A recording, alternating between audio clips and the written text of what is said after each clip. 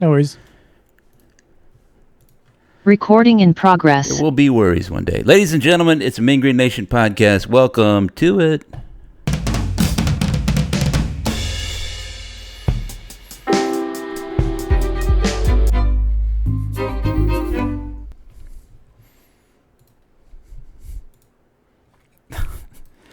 Yeah, I don't like that. Pressing all the buttons. Yeah, I have these double programmed. I gotta change that now.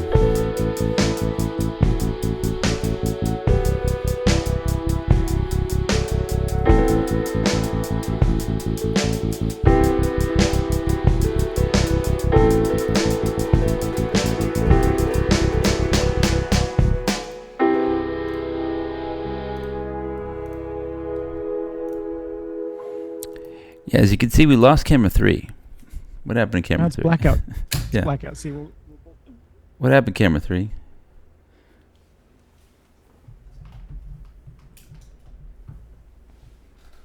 was the worst camera anyway. Yeah, we never liked camera 3. But we have camera 2, so there's that. Yeah, sorry for the weirdness there. It was I have these double programs. So like if I hit this, music will play. Or maybe it won't play. No, not anymore. Okay, yeah, okay. There it goes. I guess the other one has to be playing at the same time. So I have that. And then that. It's double programmed. Anyway, ladies and gentlemen, it's a Mean Green Nation podcast. We have time. We're having a good time playing with all our toys here. Because we feel good. Why do we feel good? Because we're still 5-0. 5-0. What do we think of that crowd? They like it. They seem very into it. It's exactly how the stadium's going to sound on Friday. Calm down, team. So it's looking like it's going to be packed there. By the way, again, you have that like very mysterious lighting going on there. Aldo in the dark. Mr. Aldo Vina, how are you doing? Oh, I'm just sitting back here in the dark like a villain. But then again, right, that's what we're doing. I'm wearing black, right? Black for the... I'm trying to get used now to you're wearing black. black. I'm trying to get used to wearing black, Now I got the green on. Yeah, it's what we're supposed to wear because we're the Mean Green. But if you look at them black, it's our secondary color. Like, shut up, dude. Shut up. When we start singing it in the fight song or whatever, then when they say glory to the green and white and Pantone black or whatever, then I'm okay. You have a point there, Just grouchy old man. The uniforms look really good. Yeah, this is fine. Hey, my colors. I don't know what happened to camera 3. Camera 3 just refuses to work. Camera 3. Maybe a union device or something. So the last tweet I saw was like 45 minutes ago from Jared Mosley that said there's only 600 tickets left. And they're going to start putting students in the wing, I guess the tail, if you will. I mean, sounds good to me. I don't really mind that. Do you mind that, or do you hate that? What's going on there? I don't mind that at all.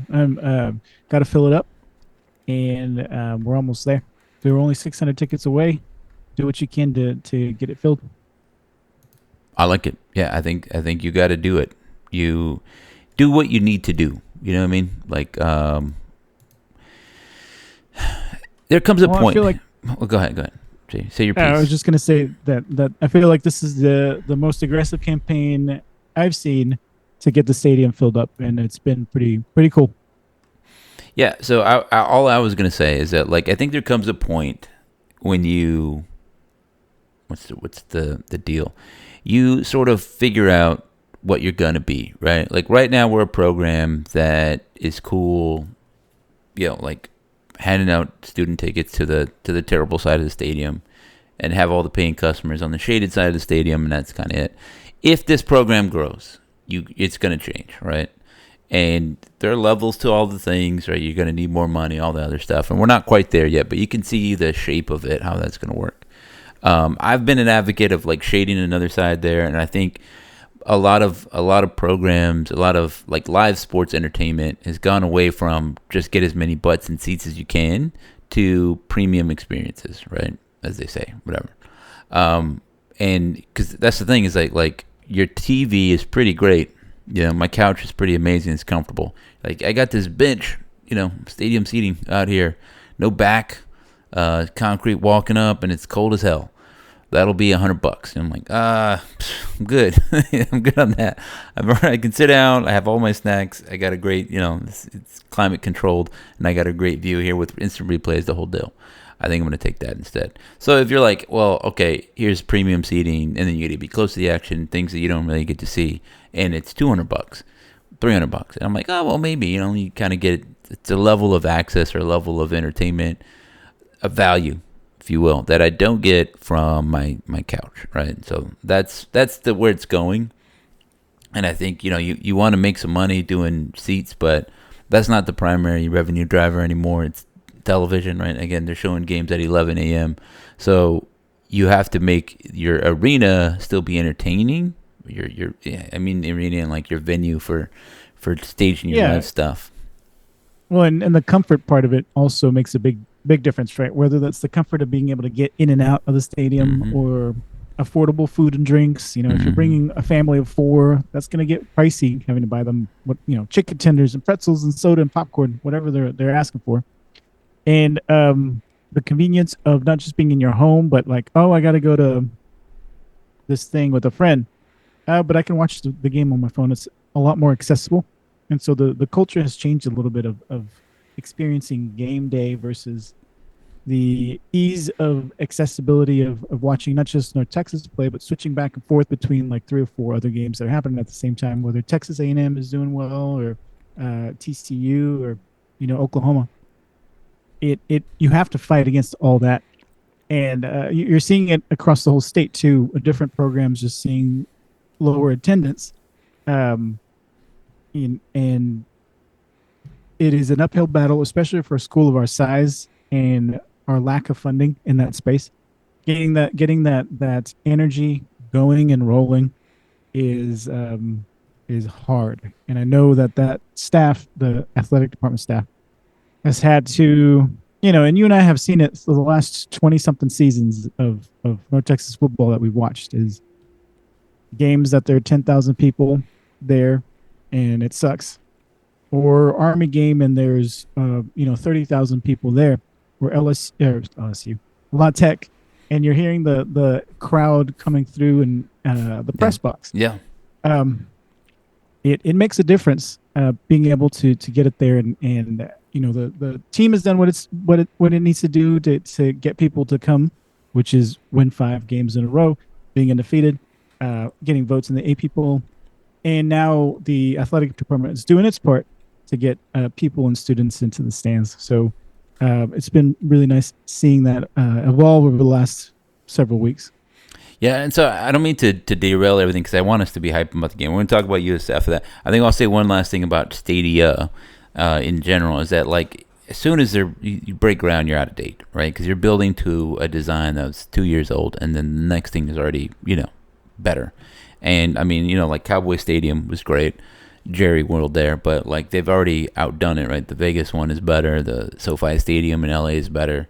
It's different, like it's the best stadium in Texas, but it's already outdone by a couple of other ones, and they're learning from that. They're like, what's great about Jerry World? That big old screen that you got there. Well, let's have this screen around the what you call it, the stadium there, and like things change. So when we built this stadium in 2011, right? I was 15 years old now. This thing. Sorry, I'm awed by you going into the dark now. A little, what is it? I can't think of the movie. The one with what's the name in Shadow? It's Apocalypse Now. There you go. Okay. Marlon Brando. Yeah, a little Marlon Brando in Shadow thing going. Start wiping my forehead. It makes sense because South Florida, right? Sorry, this is a terrible view now. I like the third camera, but we don't have it anymore. I don't know what happened. It just doesn't want to work. Try it one more time. Camera 3? Nope. It doesn't work. All right, so back to what I was saying. We built this in 2011 for a certain kind of thing. We're like, we're going to be playing our games at 7:30 p.m., 6 p.m. anyway. So, the shadows are not going to be a big deal. Every once in a while, we might get a couple like day games, not a big deal. And we're prioritizing people coming into the stadium. But that was at the tail end of people coming in to live, entertainment already. And then, people are experiencing the world through their phones more often. And like going to games that way was less fun. And so, it says something that our last, sold out stadium was like 2018, right? Big time. When North Texas was at its zenith. And then I think the culture was different. But like the USFL or the USL or what are they called? The UFL. There you go. The combined version of the USFL and XFL. They folded the Michigan franchise, the San Antonio franchise, and the Memphis franchise because they said we're pivoting away from big stadia towards smaller ones, intimate experiences. And I think that's something there, right? Like, it's hard to sell. Like right now, like you got UTSA and Rice playing this week, right? So they're like, all right, we have a 65,000 seat Alamo Dome. How are we going to get people to show up for Rice? By the way, we suck. They suck. How's that going to happen? That's a tough sell, right? Because you have 50,000 seats that are just basically you have to beg people to get to. It's tough to get people to this game, right? To North Texas. There's only 30. We've been getting 20. We just really need to sell that extra 10,000, right? That's not so hard to do. It's hard to do. It's not so hard to do. Imagine if we were at 20 and we're like, okay, we need to get 65. That's almost ridiculous, right? And it's just trending that way. So I think maybe you kind of cut off some portions, reduce the seating capacity, turn those into more premium experiences, and then kind of go that way. And then yeah, and you have a point there. I think again to minor league baseball because it's so much fun to attend. What makes it fun to attend is that intimate experience, right? You're really close to the field. There's a lot of party decks around that you can get tickets to. You're sitting in somebody's bringing you drinks, and or you can quickly go down and use a nice bathroom or buy some food. All different kinds of food, not just like chicken tenders. And then right behind home plate, you might have those leather seats, those premium seats, and you're really close to the action. And here at the Tacoma Rainiers minor league, the stadium has there's I think it's called Eagle Casino or Lucky Casino, some local casino, and it's exclusive, and you can't get in unless you have a membership. And then when you get in, I have no idea. It's called casino. Is there gambling back there? That would be cool to see. You don't know. You're not a premium member. I'm not a premium member. So guys, but there's that level of exclusivity. Like, I want to go in there and see what's going on. Yeah, I mean, I wouldn't hate it if they got down the wing and they knocked it down, turned that whole thing into just premium experiences the whole way, like a luxury box section. Like in the NBA, they're doing like supporter section now. It's trying to steal from soccer, where you have like diehard fans there. I mean, that's one place to put them in the end zone, but maybe all of that is just like luxury experiences, just wall to wall. Because one side of the stadium is like, the, what do you call it? The athletic department section. So this is the other end zone. And then, they're like seats and people don't really care so much. They want to be see and be seen. Yeah, be seen, see people here in the end zone. And then you kind of keep the other ends for like the football fans. And then I think you upgrade the seats, right? Make them cushy. Put a little canopy over it, keep it intimate. I think that'd be kind of fun. That's what I would like to see.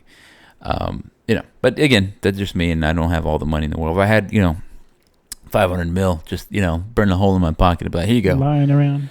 Here you go, Jared Mosley. Just do as I say. Put my name on it, make it nice and pretty. Spell it right. Yeah, I'd just be like, I need to have like a T. Boone Pickens name, and I'd just be like. I just go like A. Martinez. And I go, that's his name now. That's what he goes for. That's what he calls himself. You got to do it.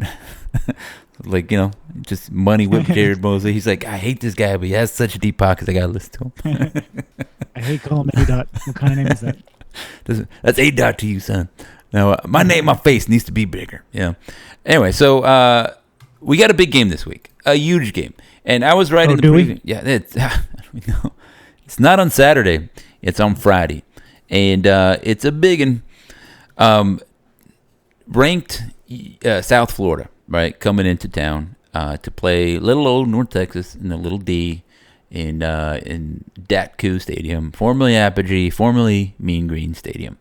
Nobody remembers that. It was called Mean Green Stadium once upon a time.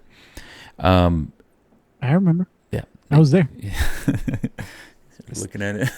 There's a black and white photo of Aldo in the back in shadow. Storming the field against Indiana. Look at this guy. Look at this guy. Old school fan. It's a long drop down. Anybody that's listening, and if there's an opportunity to storm on Friday, it's a long drop. Brace yourself. Yeah, that's why your knee's not feeling so great. That's part of it. That's what it is. Yeah. So, all right. So, South Florida's coming in, and I think like everybody else, I was a little afraid of them. I saw the glimpses of the game against Boise State. I saw that they beat Florida. I didn't watch that game at the time.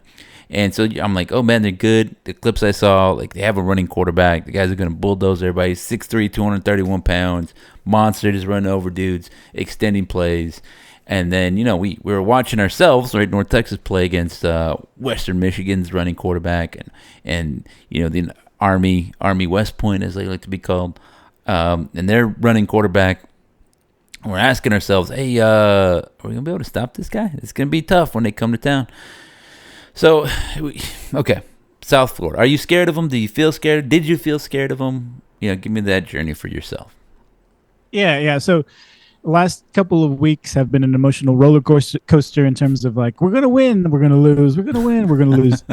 I did go through and watch South Florida against Miami, Florida, and Boise State, right? So, last year's G5 darling going in the conference football playoffs, and then two P5 teams in Florida.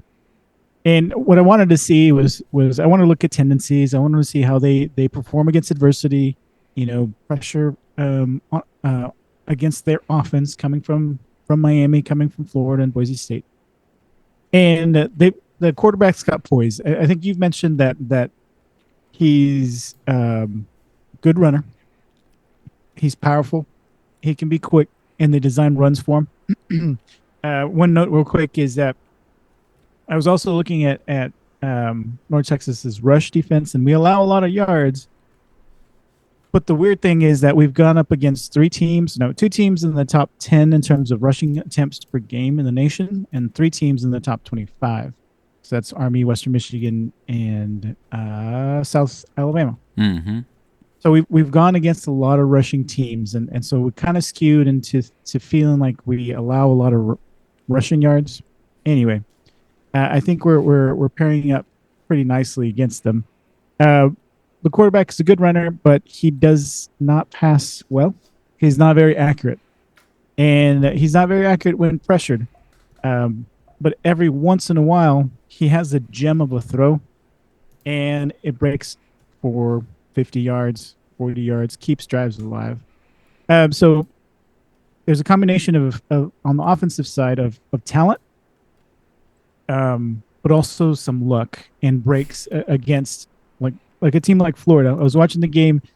Two touchdowns were called back for Florida, and then drives were kept alive by some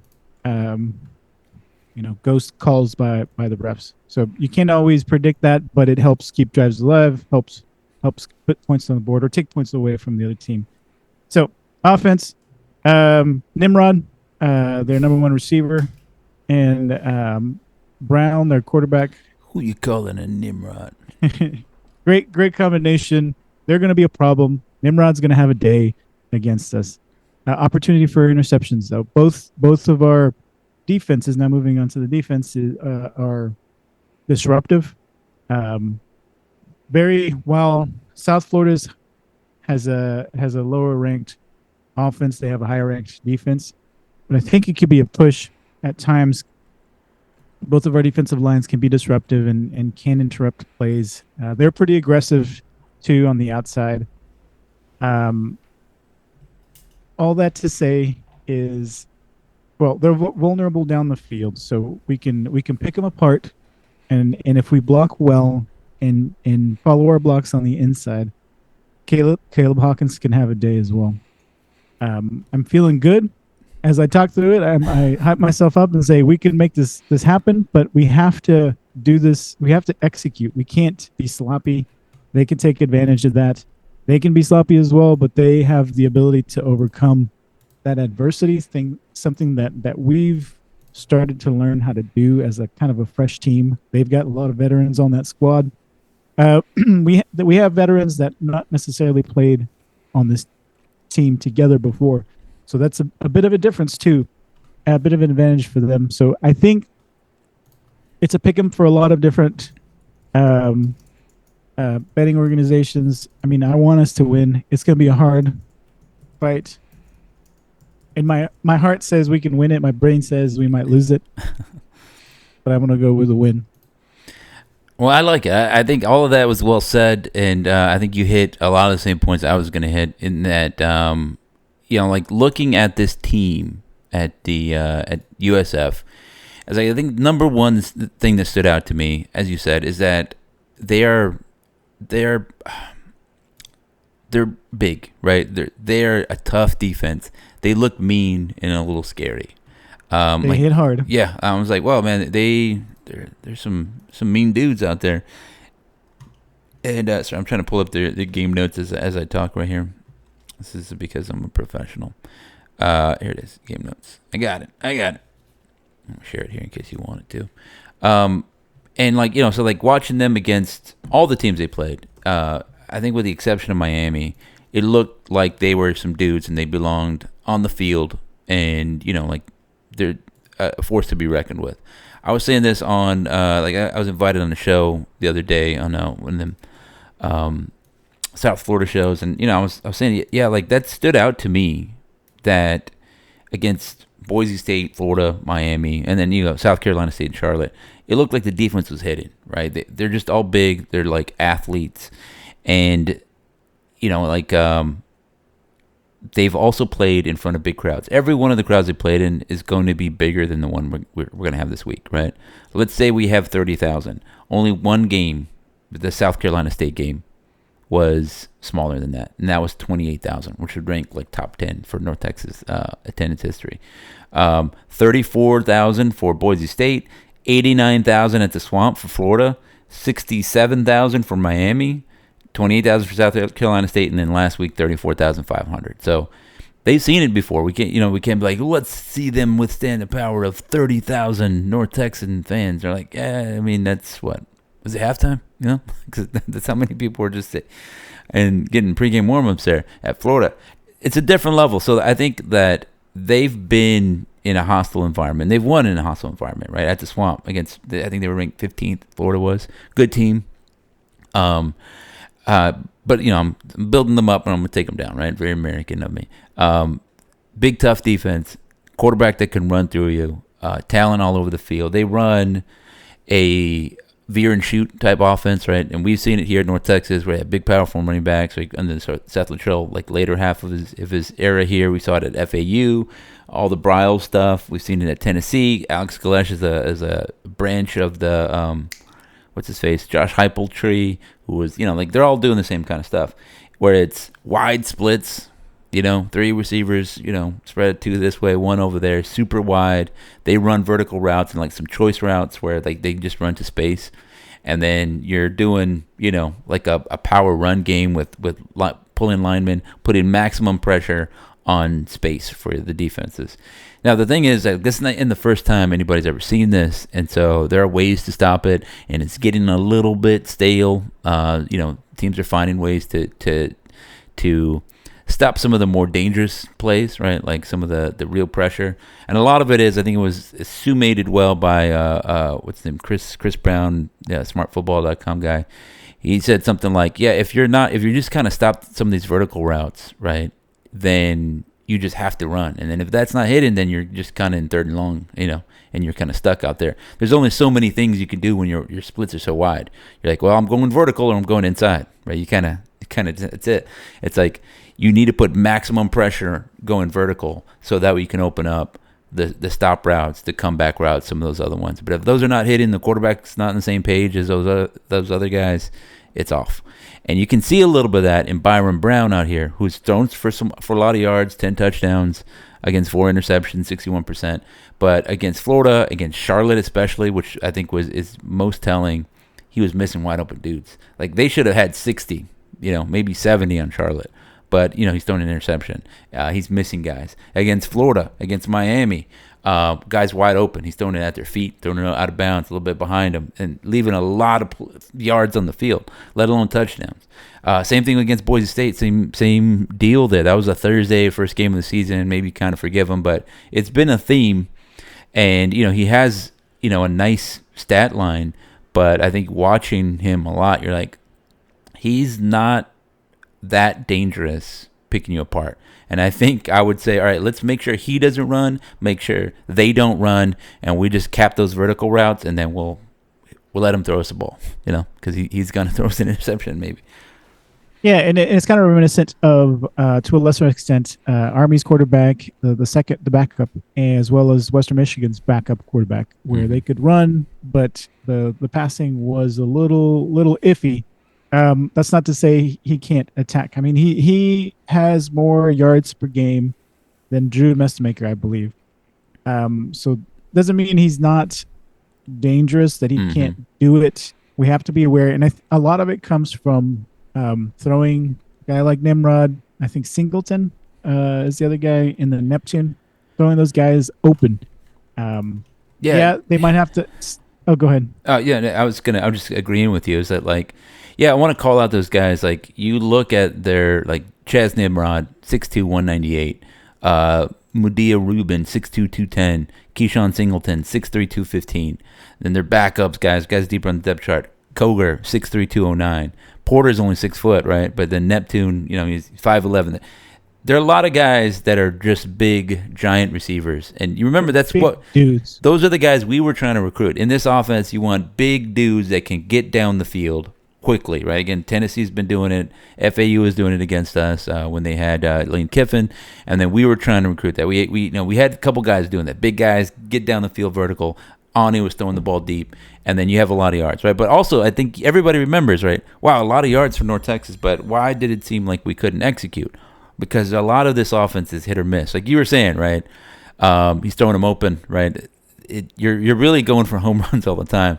There's not a lot of, let me design up a 7-yard play right here. It's like, okay, we're going to go deep, and if we don't get it, we're going to go deep again, and if we don't get it, well, we're just going to punt. And there's a lot of reliance on Byrum Brown to make a play, right? The first read's not there, the little, like veer and shoot kind of read's not there. All right, just make something happen. And I think sometimes he's put the ball on the ground, he's fumbled, or he's, thrown an interception or just thrown a bad pass. I think you could hear them in the Boise State game. They're like, well, the offense didn't go anywhere in the first half, and suddenly they're exploding. Because, yes, to your point, sometimes he can go make some plays happen. He's hard to tackle. He starts breaking tackles, touchdowns. He's extending plays and making it happen, right? Like, he's a dangerous dude, but I don't think that he's like Heisman Trophy level dude, right? There's like, you can have some hope. You're like, okay, well, he's good. Right. If he's going to beat us, it's going to be with his legs running through guys and making us miss tackles, which is a very real possibility. A guy like Nimrod, though, can make something out of nothing. And if Brown is able to just chuck it up downfield, it's going to be, underthrown. It's going to be off target. But Nimrod somehow will make the catch, get hit, stay up, and then continue to run down the field. We're going to see that. That's going to happen at least once or twice.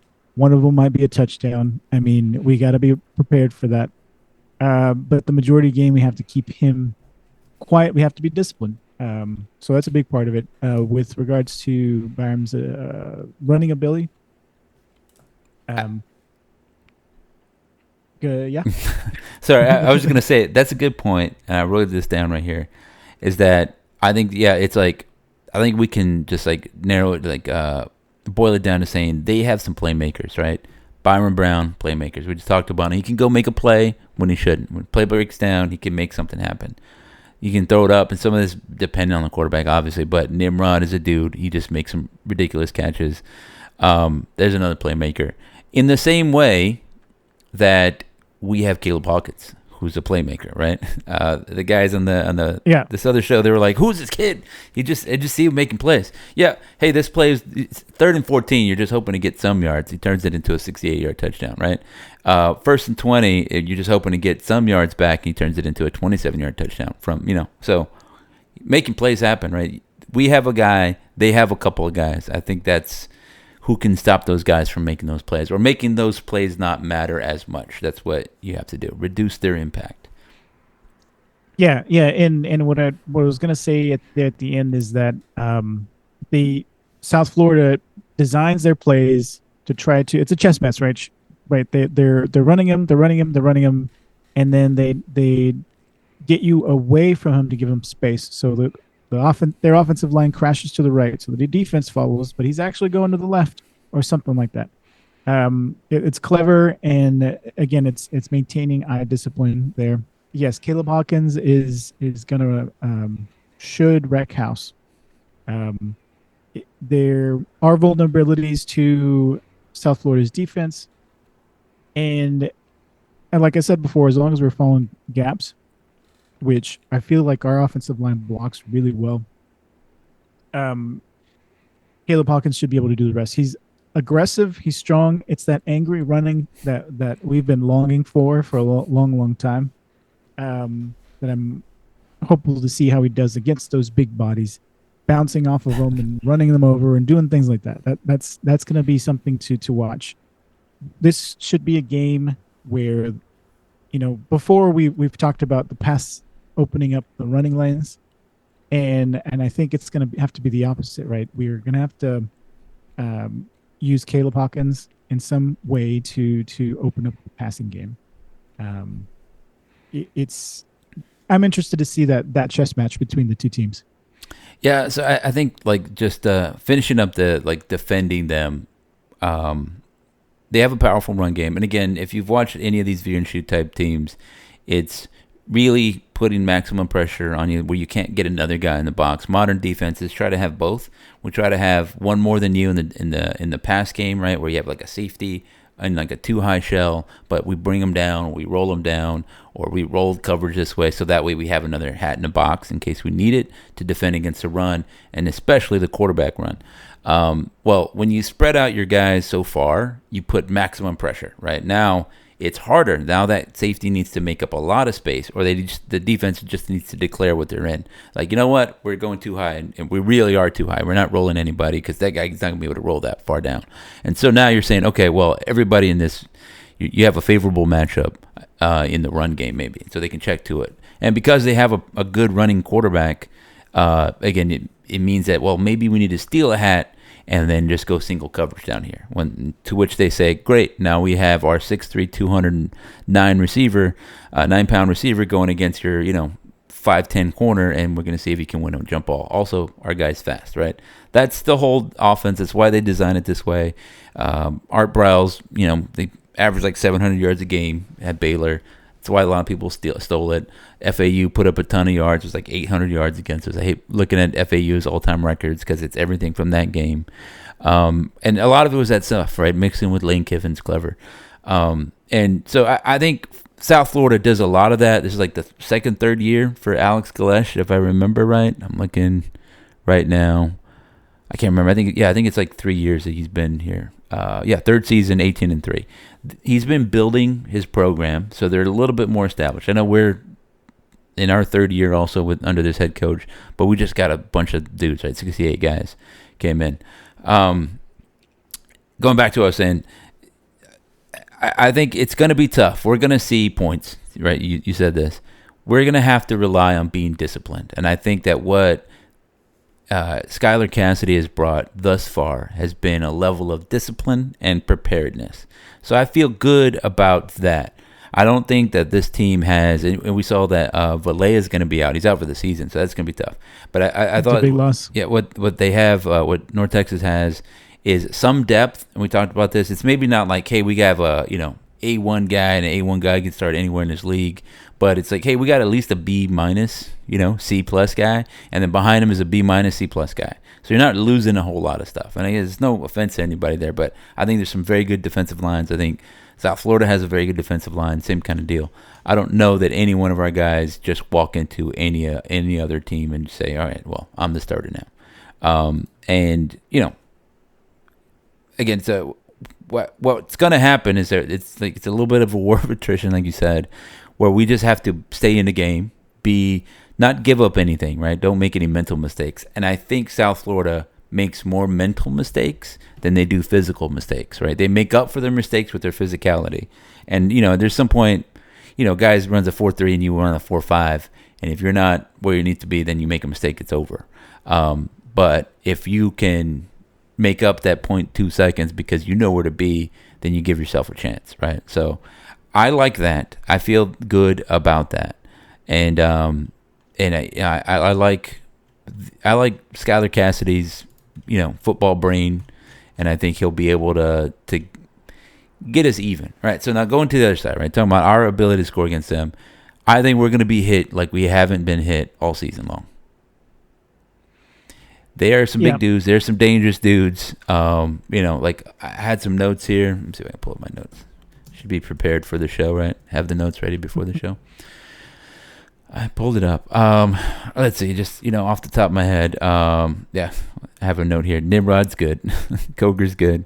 Big dude. A lot of yards after catch. That Isaac kid, he's a running back, and Norton's a big guy. Defense, 18 stood out for me. 22 big hit. 24 big hit. I stopped marking the big hits because I was just like, okay. Like 24 is Matt Karras, the linebacker. 18 is who's 18? I can't think of him off the top of my head. I have to scroll down here. But Rico Watson? No, I don't remember. It's no, that's 34. But long story short, they are, like I say, all of them are hitting, and they're all flying to the ball. And I was like, I don't know that we've played a tougher defense, just physical, aggressive defense all season long. And I was like, okay, Army's like disciplined, but they're not just big and strong the same kind of way.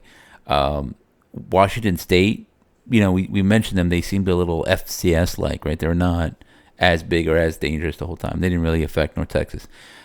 Western Michigan was kind of tough, but same thing. I didn't really see it there.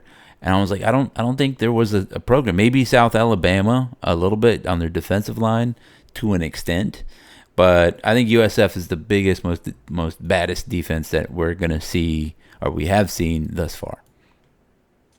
Yeah, the offensive line is going to have its work cut out for them. Drew Messmaker, one of the least sacked quarterbacks in the American. That's because he uses his legs. He anticipates pressure and throws stuff away. He sometimes, as we get frustrated, he doesn't throw it away fast enough. But he's careful with the ball.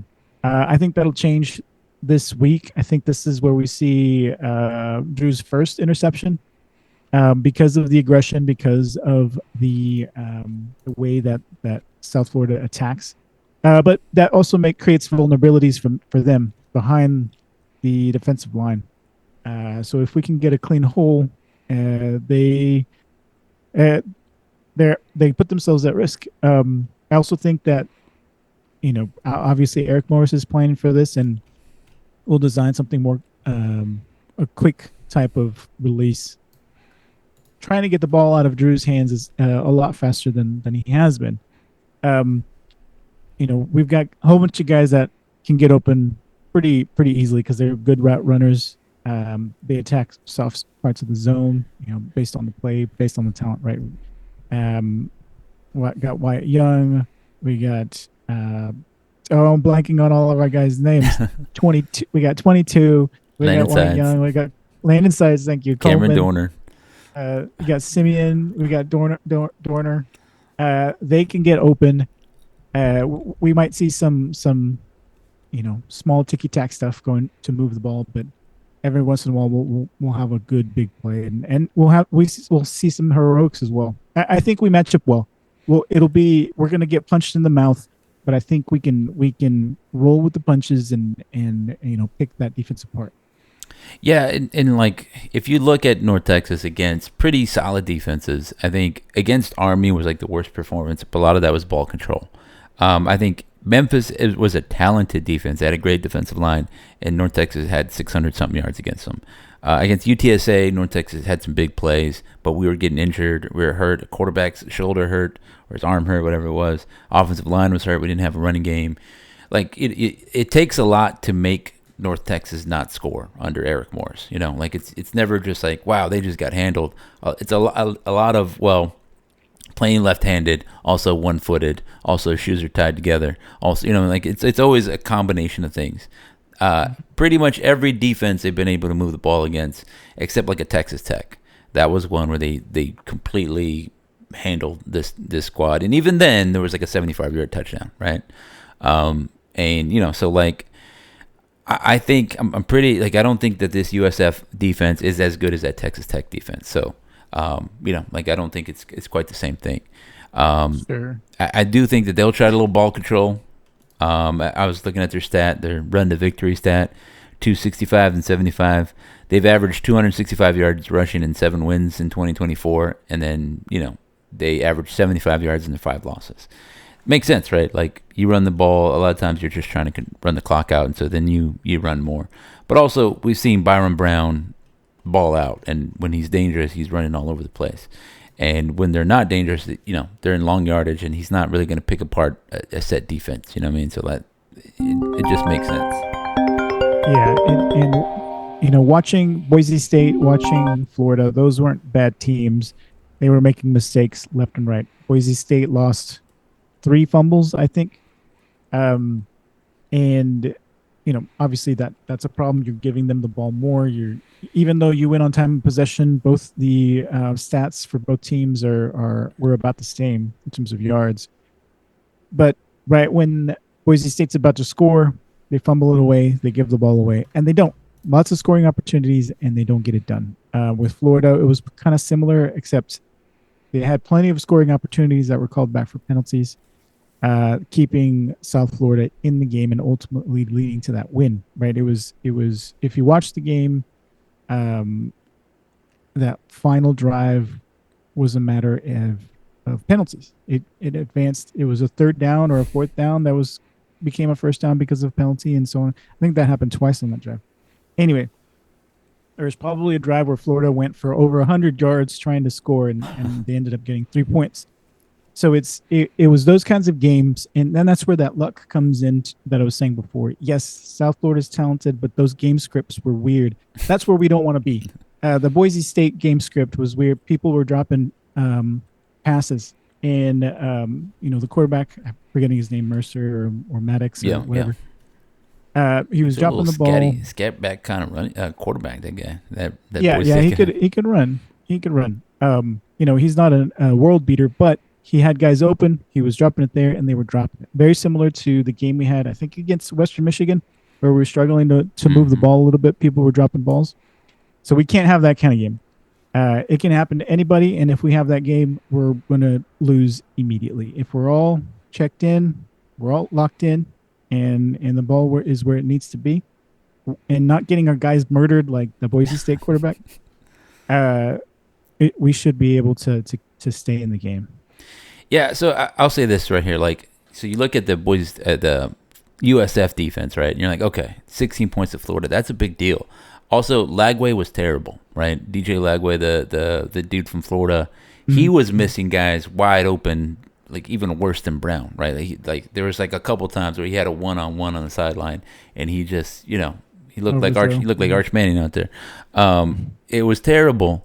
And that's one reason why they lost. They also had a touchdown, and they got called back. They had like 3 touchdowns called back, did Florida, for holding, super late stuff where they really beat themselves, right? Like, credit to South Florida for getting the win. They made the drive, and yes, it was penalty aided, flag aided, and then, they got the drive. But they were in it, they stayed in it, and they still had to make the catches and execute the blocks and all that other stuff and make tackles.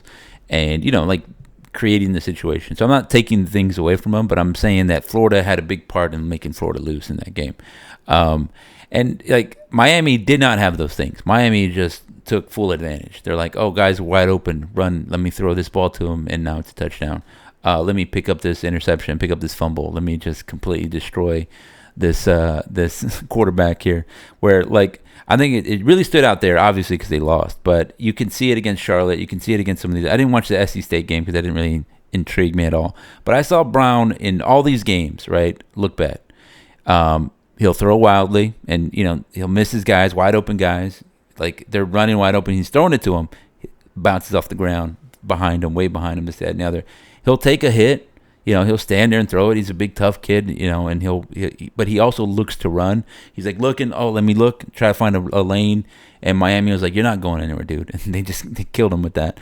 And then he said when he will throw into double coverage. I know you were saying like look out because Nimrod will come up with some of these catches, but also that's how you throw an interception, right? There's a couple of times where guys are just like, mine, thank you, or like it's just not going anywhere. They were lucky to bat that away. I think when our defense plays as well as it can, it's not like physically imposing and like, wow, this defensive line is just mauling you, but it's sound and prepared. All eyes are where they need to be. Everybody is executing the defense as well as they can. And I think against a team like South Florida, which is sort of relying on themselves to out-physical you and their physical gifts to make the plays, that's dangerous for them. Like they're really like looking at their offensive line saying, please create lanes. Guys, please win individual battles. Like we need you to break 4 tackles on the way to a touchdown because I don't know if we can out-execute them, right? That's to me what I see, our advantage. I think their advantage obviously is a physicality point of view. They're tough. Byrum Brown's a big dude. He's hard to bring down. Nimrod's a big, playmaking wide receiver. They have guys that could just outrun you, and that speed makes up for a lot of mistakes. He might be in the right position for a regular guy, but this guy's just too fast. So he went from wrong position to the right position to 10 yards in front of you and dancing into the end zone.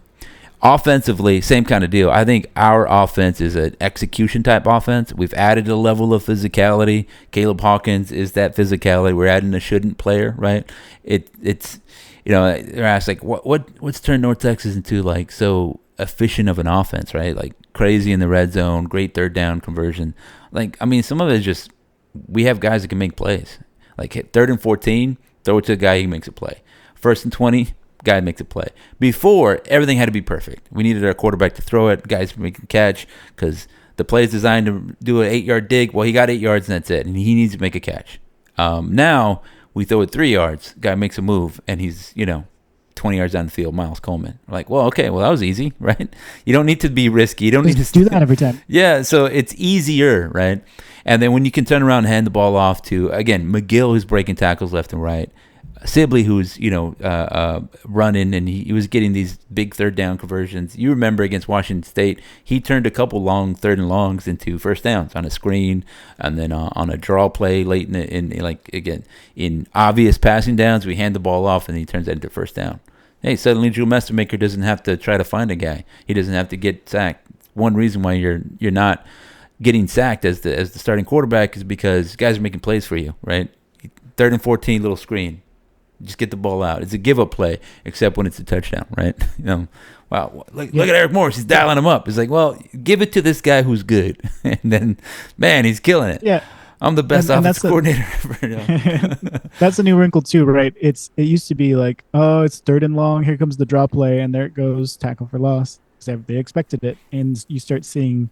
but when it works, you're like, oh, yeah, draw play. It's the best play ever. Yeah, I mean, it's like a dive into the line with a guy, okay, it's not very exciting. I dive into the line with Barry Sanders, Adrian Peterson, Walter Payton, Emmitt Smith, and it turns out that's a smart play, right? It was at Seattle. The Seahawks were famously overthinking it by trying a little little throw on the 3-yard line instead of turning around and handing it off to beast mode, right? Turn the ball off, hand it to beast mode. You know what I mean? You're getting too smart with it. Sometimes you give it to your best players and let them make plays. And I think that's a lot of what South Florida does, right? Nimrod, go deep because you're really good at going deep. I'm going to throw the ball up to you and see if two guys can stop you. They probably can't. Or even if that's a 50-50 proposition, that's not terrible. It's 1 versus 2. It means we're open somewhere else, right? If they need 2 guys to stop you, then it turns out that Norton's going to have a little bit more running room. Isaac's going to have a little bit more running room. But they are loose with the ball. They've been fumbling, right? A lot of these guys have been fumbling. That's the part where you can't just rely on talent, where they're trying to make an extra play, break more tackles. They're getting a little loose with the ball. And I think, again, North Texas has been very lucky and then also good, right? Getting fumbles, getting interceptions, all that Creating stuff. opportunities. Yeah. And I think North Texas can execute, right? We've been able to execute, run the offense. We're going to need guys to step up. It's going to be tough. It's not just, foregone conclusion. But I think that they can. I think it's a possibility. And I think all that shows you what's a pick 'em, right? Yeah, North Texas is at home, but USF is played in big environments, right? USF is talented and physical, but they turn the ball over and they're a little sloppy. North Texas is not as talented, just 1 to 99, but they're better execution, right? And they have good coordinators. So you're like, okay, well, And very explosive. yeah. So all that to say, do I have any notes here? Any other notes? I think I don't have any other notes. Yeah, their leading receivers, Chaz Nimrod. What a name! What a name, Chaz. Scoring. Oh, here's the thing. Here's the thing that I think might turn it. Nico Gramatica is their field goal kicker, and that dude has a leg. I don't know if he does the dance. He's gonna throw out his ACL like his uncle or whatever. Yeah.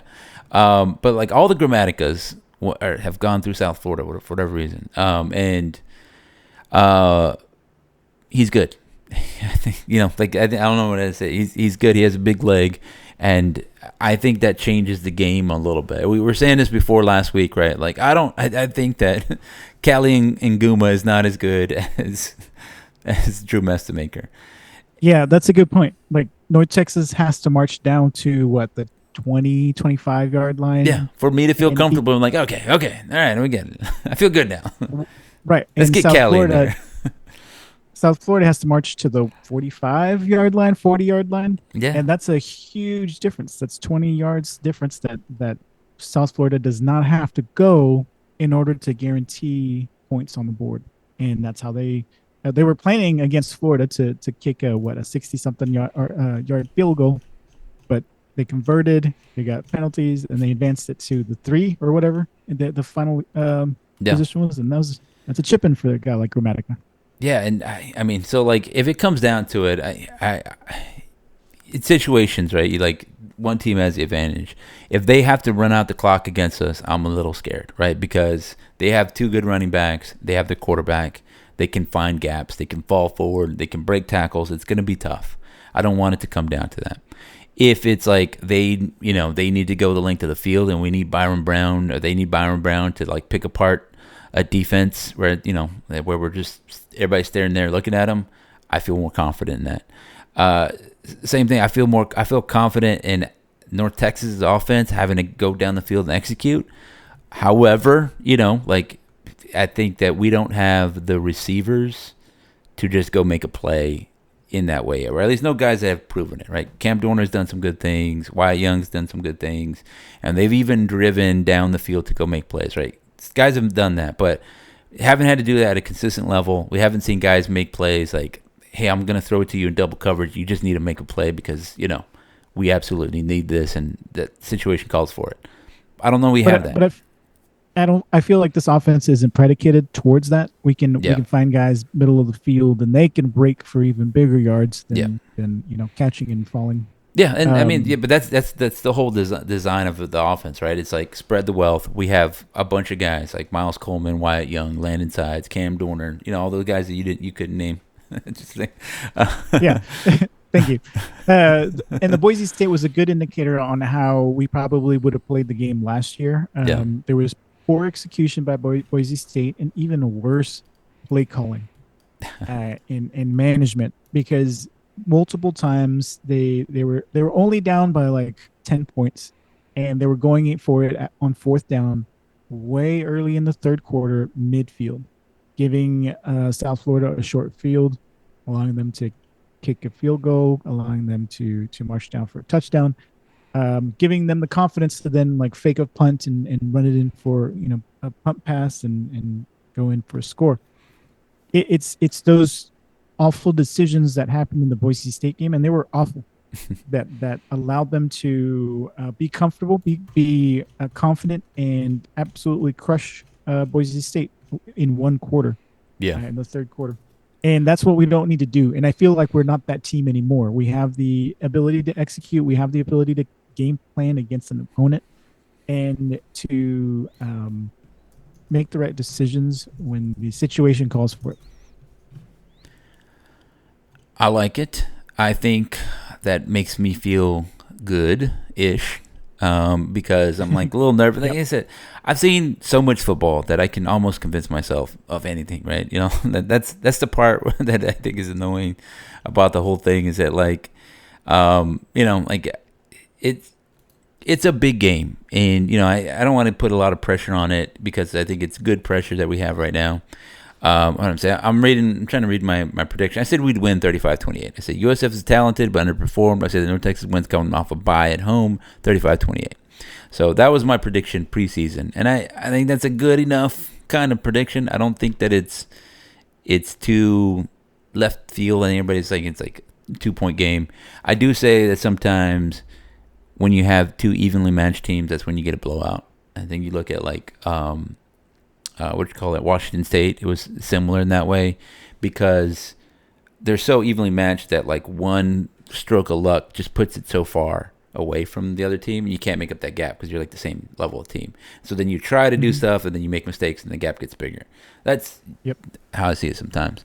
And so I think this is going to be a blowout. And it might not be because one team's better than the other. I just think it's going to be something happening. I think the team more likely to make mistakes, I'm just going to say it, it's going to be USF, right? They have a lot of, like, they feel like they're the better team. They feel like this. They feel like that. There's all this hype and emotion. I don't think that North Texas feels that way, right? I think North Texas feels like we have something to prove. 5-0, sure, but I don't think they're like, but we've been whooping everybody. Look at us. We went to Florida. They're like, we haven't played anybody. There's lots of mistakes to clean up. South Alabama was 2 weeks ago. That wasn't a great game. We've had a bye week, get people healthy, but also just preparation, right? It's just been preparation. You haven't really seen a lot of talking, a lot of hype around the team. And I think it's been good. There was a lot of hype around the team going into that South Alabama game, and I think, if you want to play that game, I think that's, they kind of struggled a little bit, right? Like, guys weren't doing whatever. I think everybody got brought down to earth and haven't had 2 weeks to focus on what got them to this point. And again, 5-0 is impressive, but it's not against world beaters. There's no ranked teams. So I think South Florida is coming in wanting to show some things. They're feeling good. They blew out Charlotte. And if they approach it, now Charlotte at home on a Friday, if they approach it the same way, they're going to get smoked by North Texas because the North Texas is not a Charlotte. They're not going to allow silly things. And they allowed 26 points to Charlotte, and Charlotte's terrible. You're not taking it seriously. Here's the thing with them, though. If they get 2 losses, they're out of the conference football playoff conversation, period. Yeah. Right. We've still got some wiggle room there. They've got something to not just prove, but it's at stake, their ability to stay in that contention. Memphis is undefeated. I can't remember where Tulane is at. And so they'll immediately just drop off that list. So there's a lot. I agree that it's a lot riding on them, but I think a team that turns the ball over is a team that turns the ball over. I don't know that you ever fix that. I think it just they are fumbling. They throw interceptions. I think you turn the ball over, and they're going to turn the ball over in this game. And for North Texas, on the other hand, they're bringing in a ranked opponent. They're 5-0, and everybody's saying, there's excitement around North Texas, but they haven't played anybody, which is a very valid point. So this is the time to prove it. Are you going to prove it, North Texas, on a national stage, Friday night, all this momentum, all this excitement? And time and time again, in recent years, well, not just in recent years, but time and time again, we fall on our face. We fall flat. We don't make it happen. And this is the time I am like, I know you don't want to put pressure on it, but I am, and I want to see this win. We have to have this win in order to be taken seriously. No, I mean, yes, you're right. Like, you're not going to get a lot of chances at this, but I think that the time to do that preparations it's like already happening, right? It's been 2 weeks. What I like about Eric Morris is that he's a little bit more down to earth. Like, I referenced this before, but when I interviewed him when he was at UIW, and they were coming up, and I was like, "You excited?" I know a lot of guys are from either from the Dallas-Fort Worth area or just have connections there. And he said, I don't really like that because then guys are like paying attention to their mom and dad in the stands and not focused at the task at hand. Now, he said that and they got blown out by North Texas, but it's also, it's a circumstance. They did score. They did move the ball against us. I think Eric Morris has had a tendency in the past because I said he went to UIW. He went at UIW. Then went to UTSA, and he was kind of hyping it up, like, "Oh, we're gonna see who the big boys are, or whatever like that. We're gonna get." And then they got blown out, and he was like going forward on fourth, and he's trying a bunch of crazy stuff. I think he can kind of get caught up in that moment and trying to do some things. And I think South Latrell had a similar problem where you're trying to kind of do whatever. But I think our ace in the hole is Cassidy, where I haven't seen him do that, right? And in the big game they had, Washington State coming to town, they smoked them. They whooped them down, right? They took care of business and they set it up. And that made it easy for the offense, right? The offense almost couldn't make a mistake. Like, well, hey, we went up, we drove down, scored a touchdown, got another easy touchdown. Well, I guess that's it. Like, I guess we're just winning. And it was just so easy to execute. I think last week they did a good job again. I think the offense struggled a little bit. But, again, I think they've had a chance 2 weeks to prepare. I think the defense has had a couple weeks to rest up after two very bruising, very difficult games, playing Army, playing an option team, going into overtime against them, and then playing South Alabama, a team that likes to run, big physical team. And I think they needed a break. And I think they've had that break. And so then they can focus and prepare. And then, like I said, it's just execution, right? Like, can they execute? I think we have a coach that can help you execute. We've seen it. They don't need to be perfect. They just need to be a bend but don't break defense. And what I love about North Texas defense is that they take full advantage of it. You throw an interceptable ball, they will intercept it. If you put the ball on the ground, a bunch of guys are going to get there. If it's time to tackle, they have guys run into the ball. That's how you win. It's a winning football on the defensive side. And we already know we can score. And I think Eric Morris has a little pressure taken off of him because he doesn't say, well, we have to score 75 points. So we need to be perfect. We need to score every drive. He's like, you know what? We can play a little position football, right? Situational football, a little clock management. I don't have to be perfect. We can take the 3 points, right? We can get Callie and Guma out there, let him kick a field goal every once in a while. And I think that's good because he gets to just think about how the best way to attack and just sort of manage the game, which I like. And so that's to me why I feel good about this North Texas team right now. Where you look at previous big games that we've had, and I think that 2018 game against Louisiana Tech was the one where I felt as good about it.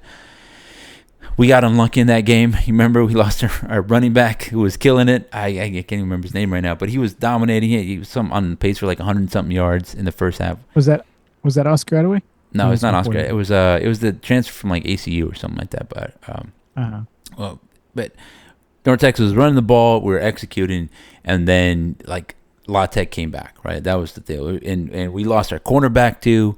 Like, we were injured at a running back spot. We were injured at a cornerback spot. And so they just started picking on our freshman guy. They're like, well, let's throw it up just all day. Just keep doing that. And that concerned me at the time. Like, I feel like it was just very unlucky. And even then, North Texas drove down and had a chance to win the game, right? Like, it was just right there. It's not like they got blown up. Yeah. That was this team is similar. Like, we still have a, full deck, right? Not a lot of injuries, knock on wood, to speak of going into the game. It's always obviously tough. You're in the game. Stuff can happen. But we've seen that last year. Our entire running back depth chart was devastated. The offensive line, we were playing the third string center, three times that season, whatever. It was like, all right, freshman left guard, get over here to the center, right? It's like, come on down. The next offensive line contestant. You ever snapped the football before? It's easy, son. I'll show you how to do it. That was our motto. So I feel better about that, and like we're better able to put our best foot forward. And I mean, like I said, why not? Why not North Texas here? Why not beat a USF team that's good, but they're flawed? Right? They're good. Yeah, they beat Florida, but Florida is beating themselves, guys. Like, it should have looked more like that Miami game. And if that South Florida team was coming here, you wouldn't be like, oh, they beat Boise State, a good team, but Boise State was also, kind of doing some self-harm, like you said. They have a talented quarterback. We got to stop them, but North Texas has played against talented players before. The defensive coordinator's game plan against talented players before. It's not, hey, we're dealing with Superman out here. It's a good player. He's good. We got to deal with him. But he has some flaws. It's okay. We don't have to. He's not perfect. So I feel good about it. Let's go get a win. Yeah, let's go get a win. I feel anxious about it, but I want the win I need the win. I need it. Yeah. So like, I don't like to look ahead because this game is the only thing that matters right now. For this is week 1. Everything is in front of you. You win this game. You're 6-0, national television. You beat a ranked team. Second time you beat a ranked team at home at Datku, right? And so you set the program up for the next week, the next game, which is bigger. And I think that's how it goes. And I think for North Texas, like we were saying, like what does this look like, or what's the future look like? We got to get ready as a fan base to be ready to be in that mode, right? Like it can't be like, well, I only go to the big games. Well, every game is going to be a big game if we are doing it right? If it's all set up the way we want it to be, that's how it's going to be, right? Like we want it to be big games all the time. Like they're only big games only, ever at North Texas. Yeah. This is the one that if we win, the path to the championship gets a lot smoother. The path to playoff contention gets a lot smoother and clearer as well. Doesn't mean we're going to run the tables. That's not what I'm implying. But you're implying that. But we're going up against Charlotte. We're going to get up against UTSA, which always plays hard. But yeah, UTSA sucks too. I was watching them lose to Temple. Yeah, they're very bad. And Temple found a way to shut down their running back. The Henry kid. But I don't want to look. It's a weak schedule, is what I'm saying. Yes. Navy looked vulnerable. UAB is terrible. Rice is not good either. Temple, we play Temple also. Temple might be pretty good. They have Casey Keeler. He's a good coach, and he'll he squeezes talent for all it's worth, and he gets the best out of his teams. But yes, all of those games are big because that's how you want it, right? For Alabama, for Texas, for all these teams, for all the coaches, whatever, we got to change our thinking. Again, do we want to love football here? Do we want to have a high-pressure football? If that's what we want, right, then it's going to look more like the NFL, where everybody criticizes everything going on all the time. There are like 700 Dallas Cowboys podcasts, right? Why? Because everybody loves them. They care about it, right? Podcasts, blogs, there's a whole ecosystem. A lot of guys getting paid because the Cowboys, people care about them. There's like a handful of North Texas ones. There should be more, right? There should be some that put us out of business here because they're like, wow, you guys are terrible because these guys are whatever, like, Outlaw media. Yeah, we'll still be outlaw, right? By the tree out there. Yeah, welcome to Maple Hall. We're underneath the trash can talking about that's what we'll do what we gotta do it. But that's different. With the possums. Yeah, me and the possum. We got a special guest. Look at the possum. What do you think about the game? Oh, he ran away and he took my Big Mac with him. So like this is what we want. We want ranked teams coming to North Texas on the regular basis. We want to scrutinize the games against these teams on a regular basis.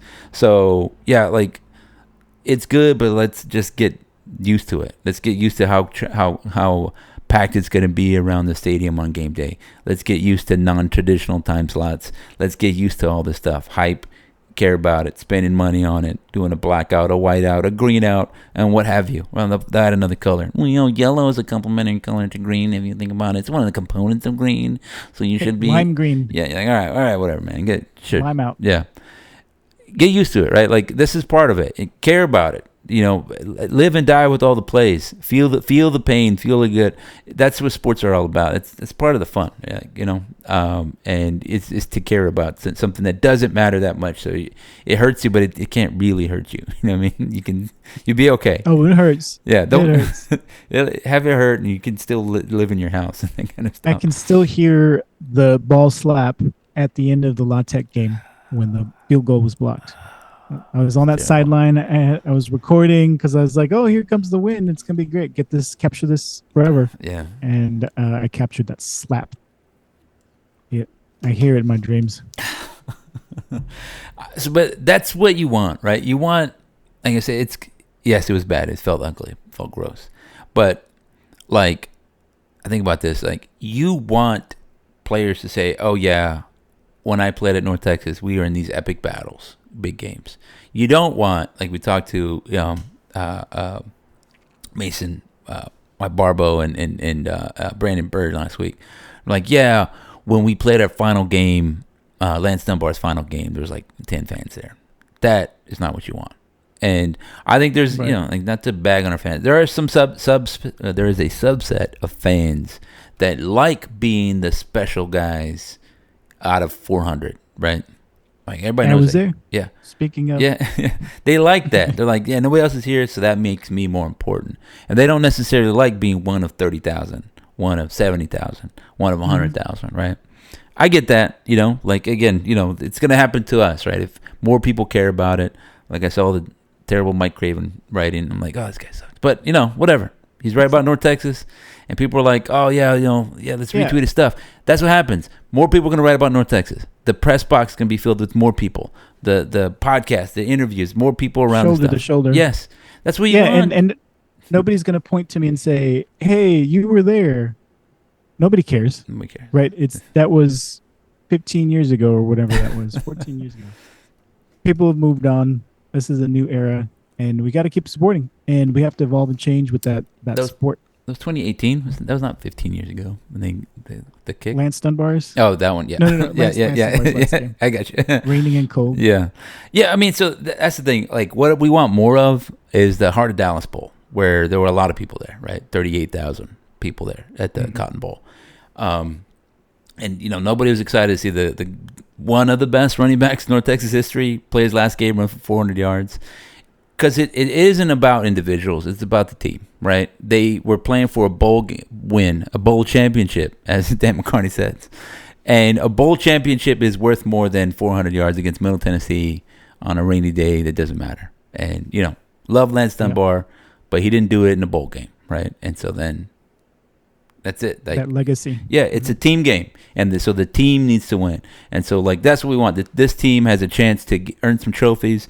Now, are they talented? It doesn't matter. This game is not a measure of talent. It's not like a push-up contest. They don't go say, all right, everybody come out here, line up your 40s against their 40s, and whoever has the most 40s gets 3 points. It doesn't work. The best 40-yard dash. That's a track meet. It's not a track meet. It's not a bodybuilding competition. It's not a powerlifting competition.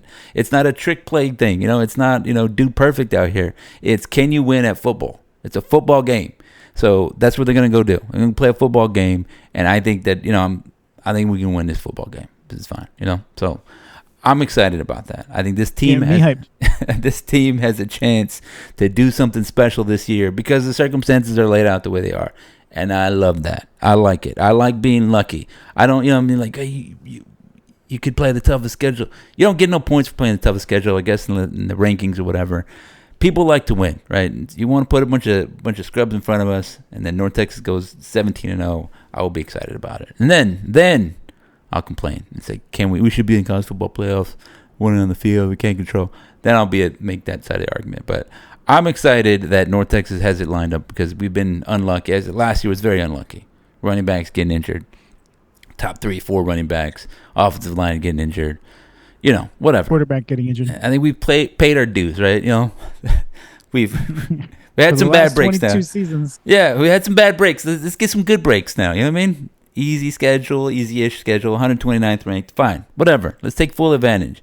I hate that we always play Charlotte when they're good. And now they're bad. I'm excited about that. Like, for a while there, we were always playing, like, Western Kentucky when they were good. And then the year they had a bad year, we didn't play them. Of course. Like, we're always playing the good team. Like, UAB is back. Suddenly they got good, and then we have to play them. Right now they're good. We played La Tech. That sucked. It's great to play everybody when they're down. Let's beat them up a little bit. It's good. Kick them when they're down. Call that some parody. Anyways, ladies and gentlemen, hold on. What does the crowd think about that? Crowd? What say you? They say anything? I don't hear them. There you go. Now they're laughing at our jokes. A little late. Ladies and gentlemen, this has been the Mean Green Nation podcast. Okay. It's a lot of into it. It's a lot of, yeah, geez. This show's not that great. This has been the Mean Green Nation podcast. Thank you for listening. Subscribe on meangreennation.com. Kick us a few dollars. I promise I buy Aldo some animal crackers every month. I eat those animal crackers, but I buy them for him, and then I eat them. Water. Sometimes water. I send them a map and I circle where the Pacific Ocean is. There you go. Have at it, buddy. Have at it. All you can drink. Just save some for the fishes, though. Yeah, so that's the best way to support us. There are some costs associated with running this thing, and it's a good time. We try to keep it up. And we have the YouTube. This is gonna be on YouTube. Subscribe on the Apple, Overcast, Spotify, however you enjoy your podcast. Where do you enjoy your podcast, Aldo? I like going to YouTube. I like watching people talk. You're just another YouTube guy. Yeah, we have a lot of people, so we've been trying to invest more in the YouTube. I do not have time, and we don't have enough staff because, again, you guys don't give us enough money, so we can't hire staff to cut up the clips, because then I think that's really the ideal way to do it, is to cut it up, viral moments every time Aldo misremembers guys' names, to share it that way. But whatever, we're at least putting it up on the YouTube. We're doing it for you. It's because we love you guys. For the people. Yeah, the people. Yeah, that's it, ladies and gentlemen. Let's go beat South Florida. Go Mean Green. Go Mean Green. Recording stopped.